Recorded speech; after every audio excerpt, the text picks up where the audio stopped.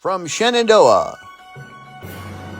from Page County, from KMA land, this is KMA News Headlines. Good afternoon, I'm Mike Peterson with the latest from the KMA newsroom on this Tuesday afternoon. After what one supervisor called blood, sweat, and tears, Montgomery County's budget process for next fiscal year has crossed the finish line. Following a public hearing this morning, the county's Board of Supervisors unanimously approved the county's budget for fiscal 2025, totaling more than $23 million. Including in next fiscal year's budget are salary increases of the county's elected officials. By a 3-2 vote, the supervisors approved a 15% reduction over levels originally recommended by the county's compensation board back in December. Approved raises include an additional $25,500 for the county sheriff, $21,250 for the county attorney, $10,200 for the county auditor, $5,950 for the county recorder and treasurer, and $3,400 for the supervisors. Also included is an $850 stipend for the supervisor's chair. Sydney officials are moving ahead with a proposed housing and recreation project at a designated location in the community.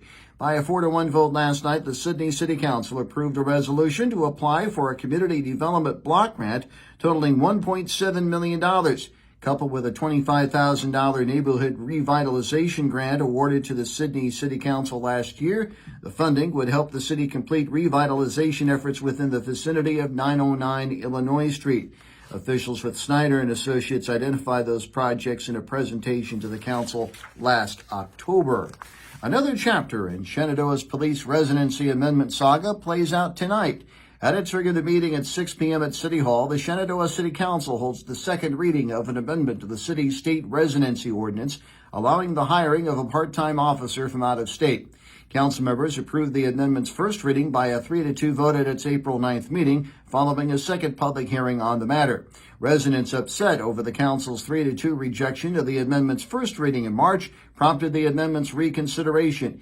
Council members Tony Graham and Kim Swank voted against the amendment, while Councilman Rita Gibson flipped her vote from no to yes. And Missouri State Representative Jeff Farnan is among those objecting to major legislation impacting the state's K-12 school system.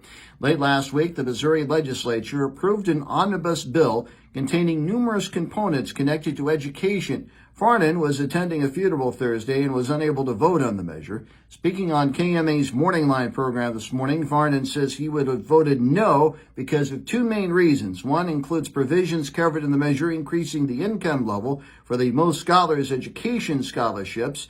Farnan also objected to incentives for districts holding classes 5 days a week. KMA on-track weather. Sunny this afternoon, high near 70, mostly clear tonight, lows in the upper 30s. More news online at KMAland.com. Have a great rest of your Tuesday. Mike Peterson, so long, my friend.